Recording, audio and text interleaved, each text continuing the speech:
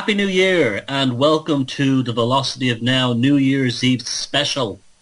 It's just 2 minutes now into 2015 in Ireland, the UK and Portugal, and everywhere east from there as far as New Zealand. It's already 2015, and those of you listening in 2014, welcome. I'm speaking to you from the future, apparently, and you start 5 hours from now. You'll be there in North America.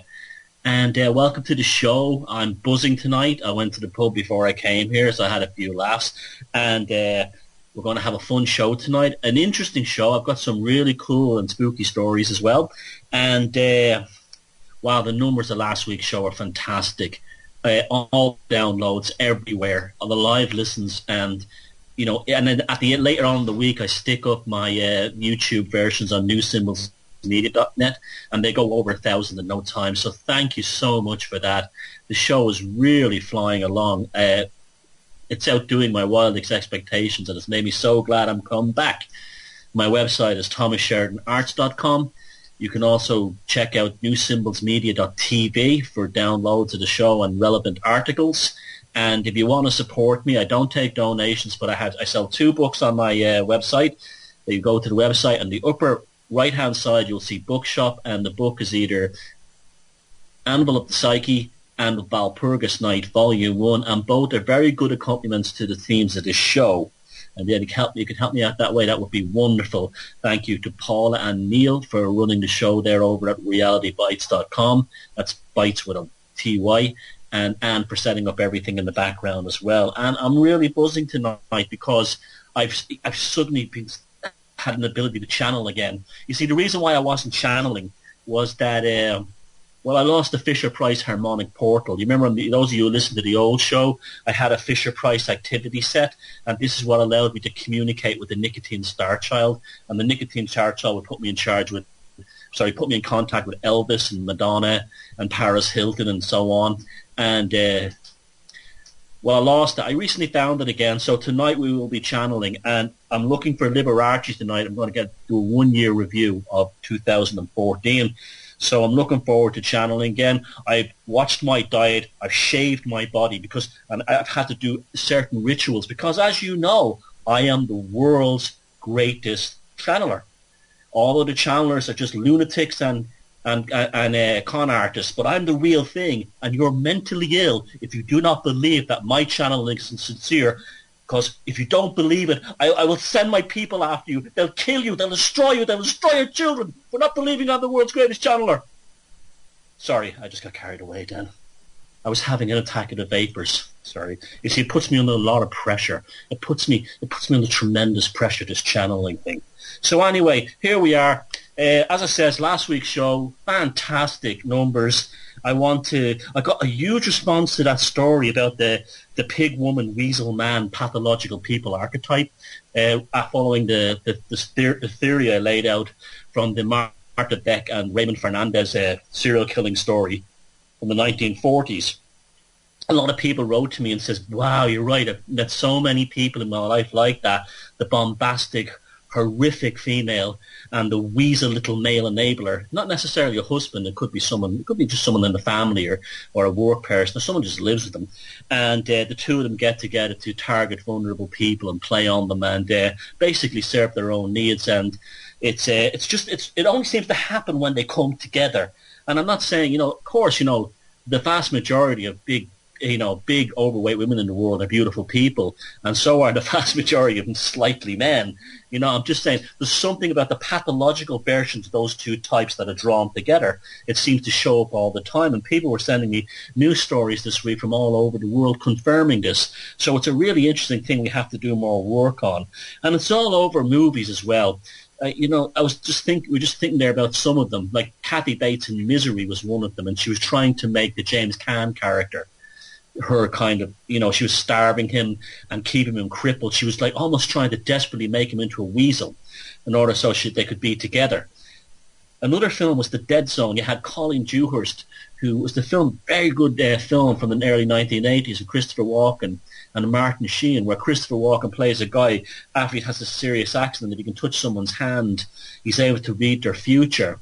and Colin Dewhurst has a son who's actually a serial killer. I don't want to give the plot away if you haven't seen the film, but that character is in there too, that pathological coupling. Scarlet Street, a film you've heard me talk about many times, the Fritz Lang, when he came over from Germany and started making Hollywood movies, he made a superb film called Scarlet Street, which is just filled with psychopaths and psychopathic archetypes. But that exists there too as well. The main character, Christopher Crisscross, his wife is like that, and he's been reduced to a weak man. And then you have Miss Piggy and Kermit, isn't that? That's kind of like the same idea as well. So I think the Jack and Mrs. Spratt, Jack Spratt ate no fat, his wife would eat no lean. I think we really have tapped into something there, and let's keep that dialogue going because it's interesting. As I says tonight, I was down the pub, and they had the TV on, and I don't have a TV at home, and I don't watch it. I couldn't be arsed watching TV. I watch, I have a television, I have a DVD player, and I love watching old films. And there's no broadcast signal coming into the house. I wouldn't waste my time at any of Murdoch's or the BBC's or RT or any of else's rubbish coming into the house, and just brings you down. And I think 2015, if we can make it a TV-free year for as many people as possible, it would be great. But you watch what people are into, and I had no idea the scene was going at the moment. Darts is like, in the UK, is like a huge professional sport.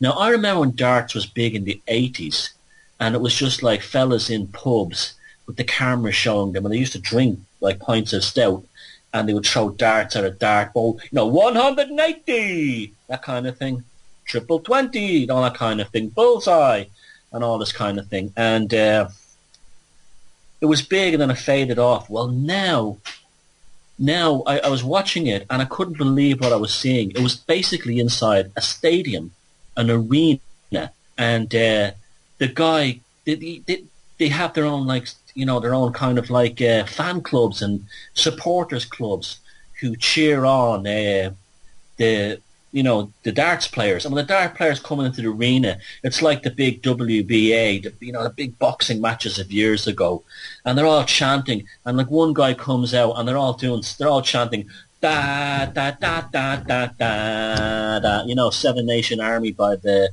White Stripes, as he's coming onto the stage like a superstar, and he's slapping high fives and signing autographs. And I thought it was like WWF. I thought the thing was a joke. And so I was talking to the barman, and I says, that's all made up? And he goes, no, it's not, it's real. I says, are you telling me that 10,000 Muppets, 10,000 douche canoes go into a stadium, an arena, and pay money to see some guy, throw three little pieces of metal at a little dartboard, anything they could see in the pub any day of the week? And he goes, yeah, that's real. And apparently it takes place in the Alexandria Palace in North London. That's bizarre kind of like combination Gothic Art Deco building that you see on the hill when you're coming into Euston Station from like north of London. And that was the original headquarters of the BBC, which I might add began broadcasting on Walpurgis Night 1933 TV signals. Just a coincidence. But anyway, the BBC, and that's all Fabianism, it's all mind control and social engineering. So all these Muppets are going da da da da da da da, and there's this gobshite coming in with his darts, and he's coming in like he's ready to go boxing, and then he throws a few darts, and they all go fucking mad and all this rubbish. And I was looking at it, and I said to the barman, "Look, John, it's not real." And he goes, "Thomas, I'm telling you, it's fucking real. The people, you cannot get tickets.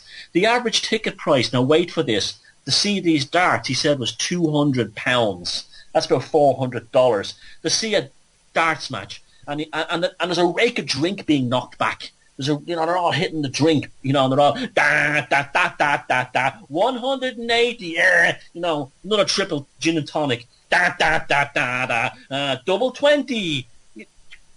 the world is mad. The world, I don't blame people sometimes for, believing in aliens, because what we have down here is pretty fucking scary.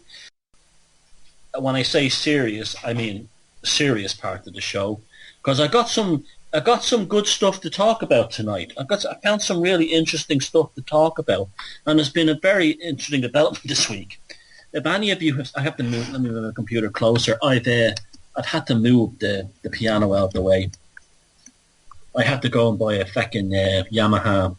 It's a full grand. It's an electric piano, but it's a full length of a grand piano, because I'm an idiot. But anyway, I could have bought a little small one. But anyway, I'm literally engulfed here in computers and musical instruments and that one first. Anyway, anyone listened to or was on my Facebook or on YouTube last night, you seen that I interviewed this chap, very nice chap from England, from the north of England, called Tony. And I'd met Tony over in Hull last year when I did a talk there at Truth Juice, and he came up to me afterwards and said, I actually came face to face with Rudolf Hess.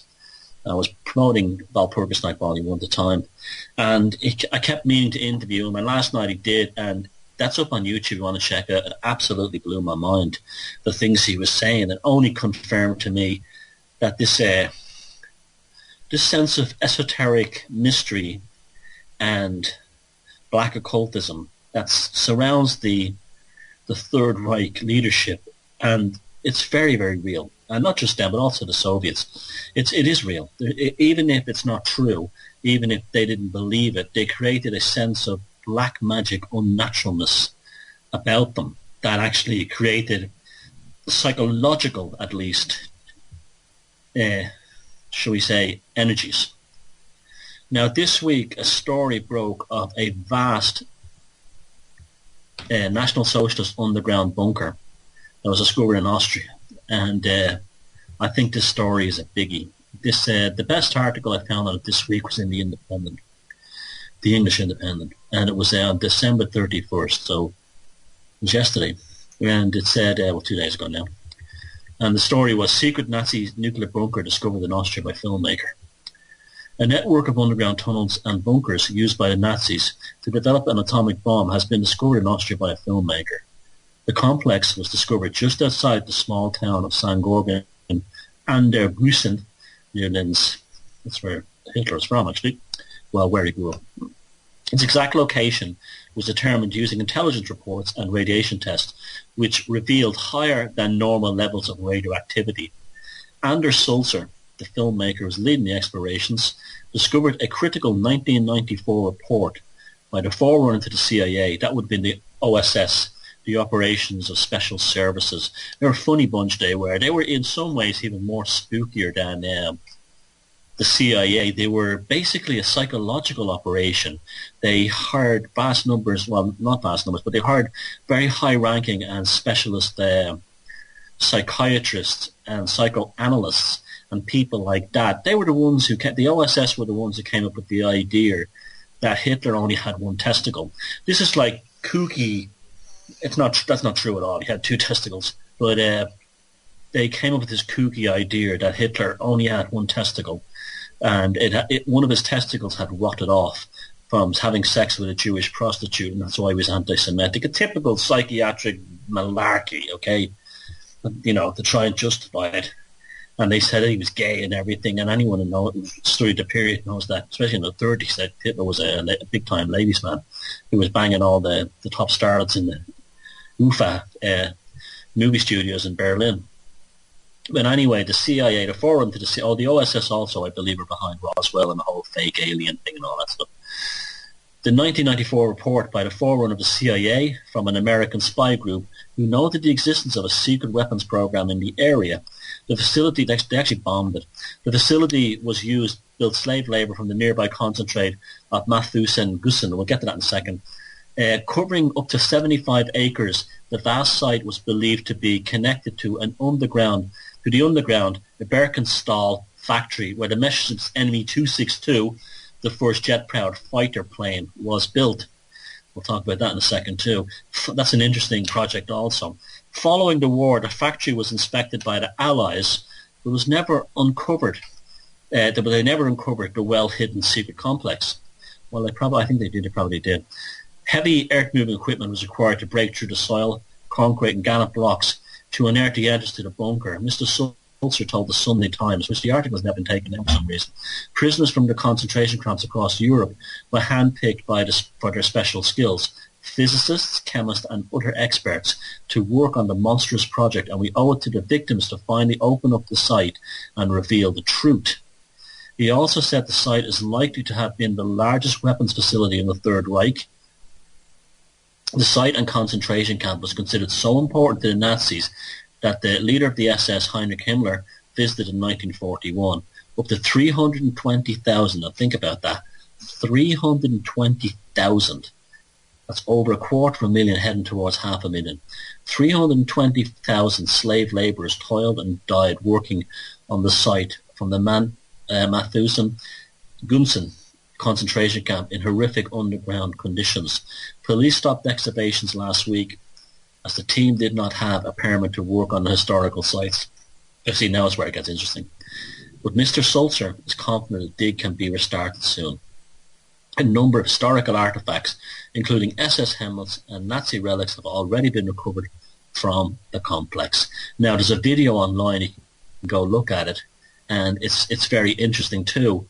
It's done in such a way to make it look as spooky as possible, and I don't necessarily have a problem with that. It has like kind of spooky music, and the camera moves slowly and slowly through the tunnel, because it looks like that game. What was that game that was all the rage back in the 90s, the video game, Wolfenstein or something like that. And was it Quark? Or, I can't remember the name. Quake was that game. It's going through labyrinths and tunnels. And what struck me looking at the video was that it was in excellent condition. This facility was built to a very, very high standard.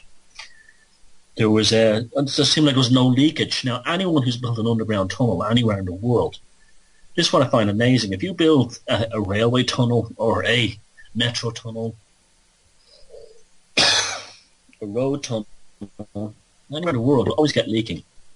You will always have to pump the water out because residual underground water will always find its way, no matter how well the line concrete is, will always find its way into the tunnel, and there will be sumps underneath the center of the tunnel that have to be electrically powered to keep the water out. For instance, the New York subway system has vast pumps which pump the water out constantly, that gathers in it from underground water and from leakage from the Hudson River and the East River. The Channel Tunnel right in the middle has two vast sump pumps that pump water back into the English Channel. They leak, tunnels leak, but these things after 60, 70 years are as dry as a bone. It's quite remarkable, and there's been no sump pumps on because they've been forgotten. Now there's two things going on here. Either the SS were able to build tunnels to such. Now these tunnels are vast. These are not Mickey Mouse shafts. These are serious metro level underground road type tunnels in this complex. The SS were able to organize, and the Reichsworks Commission were able to build tunnels of an incredibly high standard that they didn't leak. And this is kind of intriguing, that those tunnels have been in use ever since, and the sump pumps are still working. And they're only making them accessible to the general public now because these tunnels are spotless.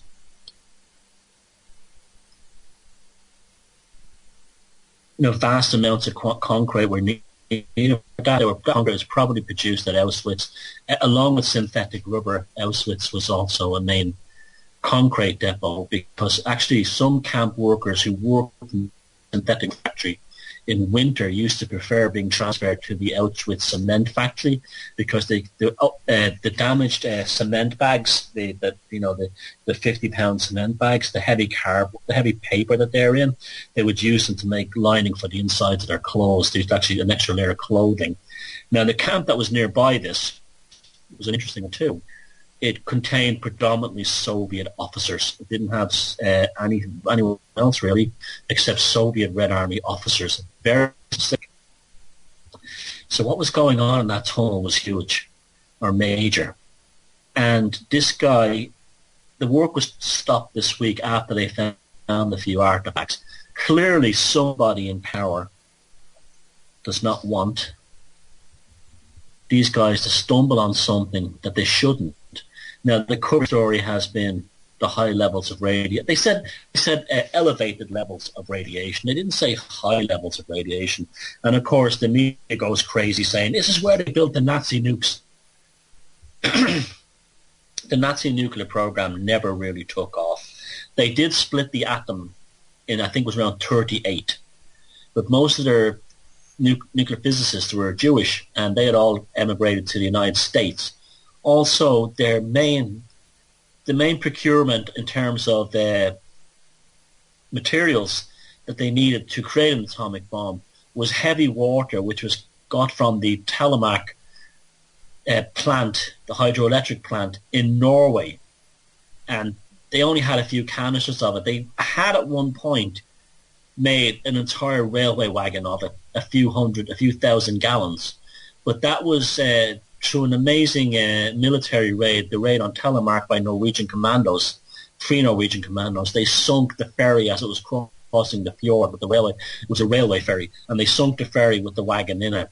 And the SS did not get the numbers of heavy water they needed to make an atomic bomb. There was no way they were ever going to build an atomic weapon, the Nazis. They just didn't have the ability. What caused the high levels of radiation? I would suggest that high levels of radiation could well be caused by radium. Radium used either in X-ray machines, which would have been used to look at for faults in materials like metal or cracks in metal, or radium used in the control panels for control panels on aircraft or rockets. Now, the Me-262 jet fighter was developed nearby, and they came in the last year of the war, and they were hailed as a wonder weapon, but they were no great shakes. When the combat kill for kill ratio against propeller driven P-51 Mustangs that the American Air Force had was about equal. So, I mean, the Americans had a propeller-driven plane that was on par with a Nazi jet fighter. And it was the Me-262, which, interestingly, it was also a Blue Oyster Cult album and actually appears on the cover of the album. The Me-262 was actually developed as a bomber strike aircraft. They shoot up and take down bombers. Now, they did have a fairly good success rate, all things considered. But they were still very much a prototype jet aircraft, and they were the first operational prototype jet aircraft. Now, they were built under horrific conditions in slave labor times. This is one of the reasons Albert Speer really should have, swung from a rope rather than, he was an aristocrat, rather than going to Spandau with Rudolf Hess. I think there was something else going on in there. The dryness is really interesting to me, that they were probably involved in V-weapons. And the V-weapons in there were probably requisitioned, pirated by the Americans and whatnot. The Americans actually swooped down into Austria. But so did the Russians. And the fact that they had officers working on it, it was also a granite quarry there. And so the rock would have been very difficult to put through. The camp would have had people who obviously were experts in something. I think the secret to what that camp was probably lies in who those Soviet people were and what kind of scientists were brought down there. One of the psychological things about the Third Reich is probably, this thing is 40,000 meters of tunnels. Just think about that. Massive. One of the things that is psychologically and kind of esoterically interesting about this is the idea of this subterranean Reich. After, you see, no disrespect to the RAF and the Battle of Britain and all that, but, you know, Churchill made a huge deal about the Battle of Britain, and so did the RAF, that they held back the Nazis. All this. The Third Reich had no real intention of ever invading England or Great Britain.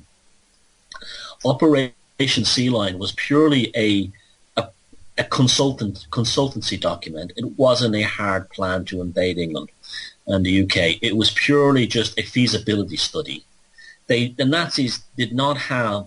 You see how they worked was they used this kind of fast lightning warfare, blitzkrieg, where you had panzer divisions that was armored divisions, and anyone moving, anyone on a tank, a horse, a motorcycle, even a bicycle, moving fast and striking. That's how they won the Battle of France so quickly. Move fast, strike. And this was almost like a psychological compensation for being stuck in the trenches in World War One.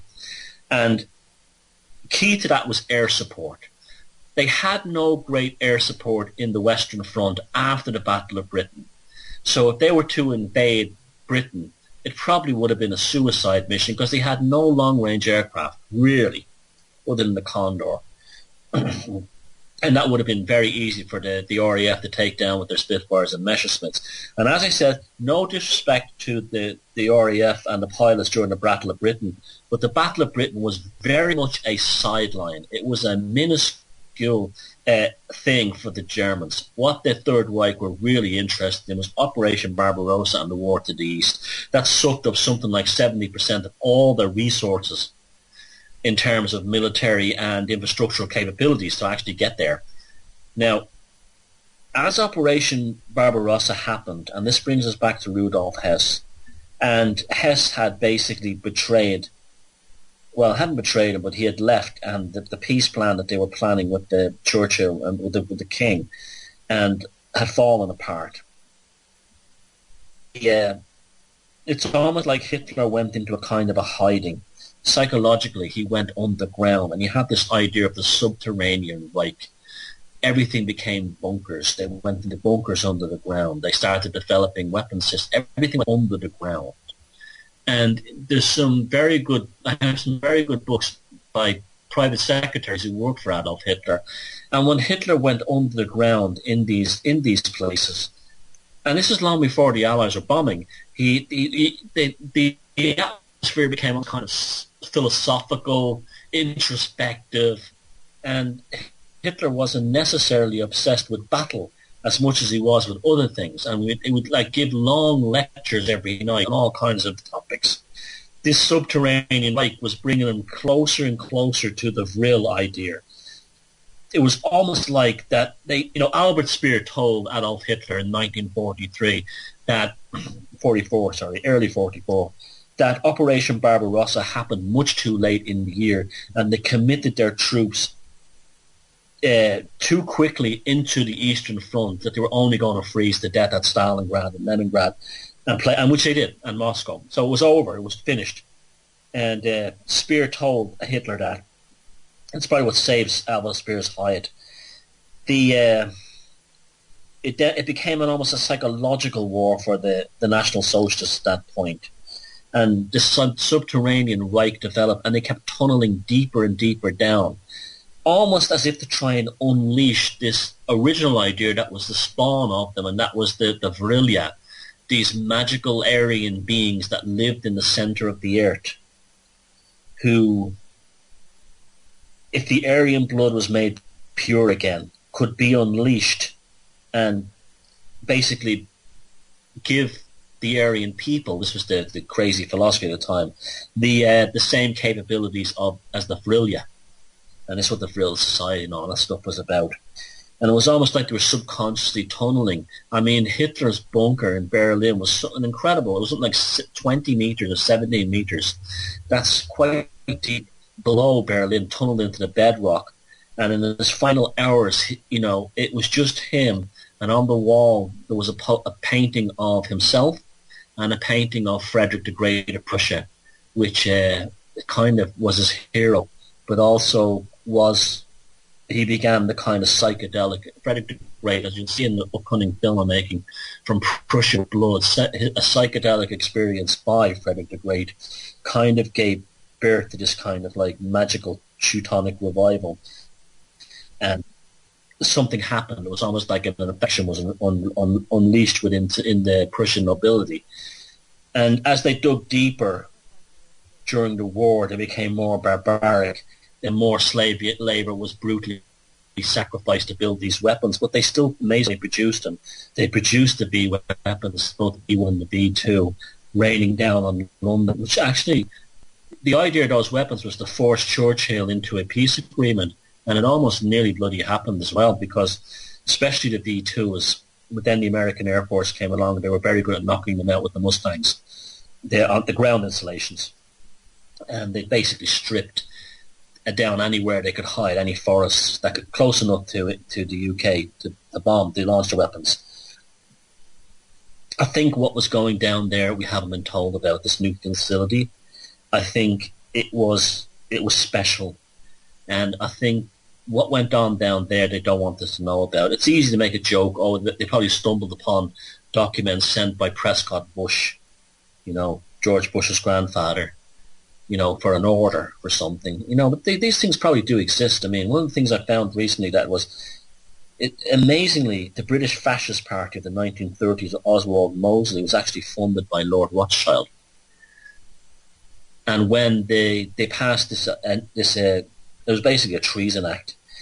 They arrested Mosley and all of the British fascists, but the lords and the aristocrats who were the real parts behind it, the ones who were actually making the deals and inviting Hess over, none of them were touched. The usual old story, And I think this is a biggie. I think the most frustrating thing is, we'll probably never really told what went on down there. They put out the kind of psychological shock and awe nonsense. This idea that, it was a nuclear base and the Nazis had the bomb and they could have easily nuked London and all this stuff. And I've seen some really moronic documentaries over the years of, Nazis dropping nukes having the ability to drop nukes on New York. That was never going to happen. That when they're doing something like that, they're hiding something deeper and darker.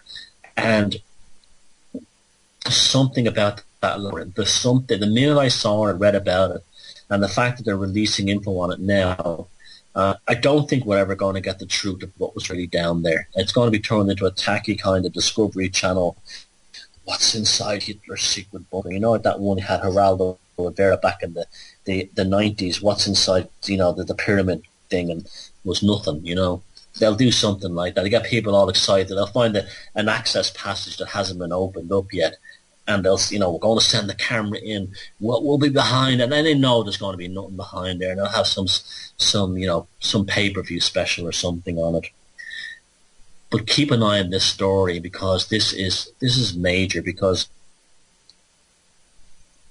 since I started researching for Folklorist Night, I've more and more begun to see. I used to be kind of like, when I'd hear about things like, the occult elite and all this stuff, and I used to hear about Skull and Bones and Bohemian Grove, and I used to go, come on now, that's a bit too far-fetched. Yeah, they're all, I'm crazy. But I have to say, that's kind of been confirmed for me now, because this is how the elites are. Even if they don't believe it themselves. If they're doing rituals on Walpurgis Night or whatever have their fruity rituals, even if they don't believe it, and it's just a kind of a titillation, a perverted thing, they're still doing it. They're still doing it, and they're still unleashing psychic energies that are still incredibly powerful. Why do you think after all this time there's this mystique surrounding Hitler? There's this mystique surrounding National Socialism. I had chills. I had goosebumps the other night when that chap Tony was doing he was in Principal Regiment in Spandau Prison in the mid-1980s, was telling me that there was no birds flying over. No birds flew over or nested over Spandau except this one black crow. Now, if you look into the whole Native American thing, that one black crow would be seen as being very, very symbolic. extremely symbolic. The Native Americans would have seen that as something, and so would many other cultures, including the sort of pre-civilized Germans. They would have seen that crow flying, that lone crow flying over Spandau as being something else that was almost like a tulpa created by Hesse's desire to escape. Now, Hesse was a funny one. When he was locked up in Spandau, he didn't even want his family to see him because he only wanted them to see him as an officer, not as a prisoner. And he had tremendous abilities. Now, they used to think he was mad. He wasn't. He was a black witch. He knew how to pretend he was mad. He carried secrets, even though the top British interrogators got nothing out of him. Nothing. To the point where they were like, just lock him up in prison, sick aside him. And you trying to tell me that Rudolf Hess didn't know what was going on in these tunnels or didn't know what was going on in other places? That was probably why he was kept alive. They were probably hoping at the end of his life, because I think there's lots more tunnels and there's lots more of this subterranean Reich and V weapons and maybe even real wonder weapons and other incredible secrets under the earth, under Central Europe, that has still not been discovered and still not been found. Remember, the prisoners who built these things wouldn't have known where they were. They wouldn't have had a map, or and they would just have been told, you're going here, and they would have went to this place. They probably wouldn't even know the name of it. They probably never heard of it. And it wasn't until they were released, if they managed to get back home and didn't die of starvation or disease or were killed, it was only then they would actually know where they were. But beforehand, they wouldn't. At the time, they wouldn't. They would move them around constantly. And I think there's a lot more down there. I think both Albert von Braun and maybe von Braun lose some of them. That's why we kept him happy. But I think Speer, von Braun, and Rudolf Hess more than anyone. And I think that's why they kept him alive the longest. And there's more down there. This is we've only scratched the surface, to use a crude phrase. But down underneath Central Europe, we're fascinated by this stuff. Why do you think we're fascinated by the idea of the Hadron Collider? These tunnels, we're fascinated. Why do there's so many people around the world who go down tunnels and all this kind of thing and look at old train tunnels? There's something down there there's something down there in the labyrinth that reveals more about the psychology of the people that built it than any history book does. And there's more down there inside these new bunkers discovered in Austria than we could ever be told in any history book about National Socialism. And it's been shut for a reason, because they're afraid that just maybe these filmmakers will have stumbled upon something they should not stumble upon, and they've stopped it so they can get the official NATO people down there, whoever these special squads they have, to go investigate these places. And they do exist. We know from the Gulf War they do exist, but they do go down there, and they do they're snooping around, and they're looking to make sure there's nothing they haven't forgotten to pick up, something in a secret tunnel. But I reckon that tunnel was probably kept intact all these years because it's not flooded, it's dry as a bone, and the sump pumps must have been on. So they're now letting us know about it. They're introducing us to it. But there's a huge secret down there, and for the rest of my life, I'm going to be very much involved in this Valpurgis project, and I'm going to never stop looking at these mysteries, because I think there's a deep, amazing, dark and powerful secret in all these underground places that leads to somewhere that none of us could even imagine. I've read about 150 books now on the National Socialism and on those periods between the 90s, and you get the same impression over and over again, whether they're written from the pro side or the anti side, an academic or a layman side, that there's still vast secrets to be uncovered. And this week we got a fleeting glimpse of what may lie down there, and what we may discover about the past, and what we may discover about the future. And we're going to go to the second song now, and it's Target. And welcome back to this second hour of the Velocity of Now, the first show of 2015. on the second hour of 2015. My name is Thomas Sheridan. My website is thomassheridanarts.com, and my channel for uploading the podcast of this is newsymbolsmedia.tv. Now, I made a song parody this week about Russell Brand that had a lot of people laughing. I got that video of me thrown into the pond at Trafalgar Square, and I wrote a song to the Stray Cats tune, Stray Cat Strut, called Fabian Twat Strut, and it was a lot of fun. And I get the usual thing. Why do you hate the socialists? Socialism are for the coons, kind of stuff, you know, the usual type. And I say, look, socialism is not for helping the poor. Socialism is purely a scientific system of managing a society in a similar way to, say, how a queen bee runs a beehive. That's all it is. And the reason why socialism gives you healthcare, bad healthcare, why it gives you public education, a roof over your head sometimes, is so you don't have a rebellion. You don't rise up and kill the aristocrats.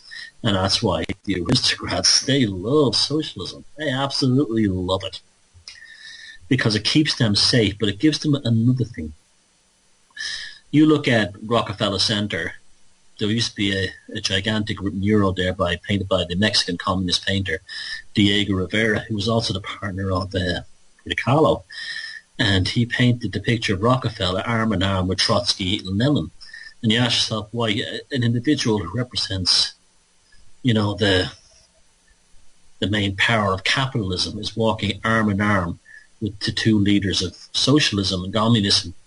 It's because, quite simply, the capitalists are really corporatists and are all really socialist. And what they want is a socialist system, because if the government owns everything, all you have to do to own the lot is to own the government. It's really that simple. And that's why all these aristocrats, these people in stately homes, they all love socialism for that reason. Now, while researching for About Purpose Night Volume 2, I've been reading a lot about the Soviet Union, about Soviet occult, Soviet secret societies, because this is where the story will go in the next book, somewhat. A very good book I found by Garrett Hughes and Simon Welfare, ironically, called Red Empire, The Forbidden History of the USSR. It was actually published by Yorkshire Television to go with a TV documentary series back in the 80s. And it's an excellent, should we say, introduction to the Soviet Union and also the systems that they create. And the whole system of the government managing everything doesn't work because you cannot micromanage. Okay, you could say, okay, we can have this, that, and the other, right? And we'll have this, that, and that quota.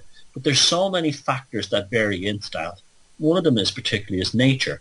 But also, because socialism is run by bureaucrats, it's doomed to catastrophe, because bean counters are so, they're so almost Aspergerish that they don't understand that reality on the ground is flexible. And I just want to read you something from this book that's really drives it home to you why you should never support Russell Brand and his socialism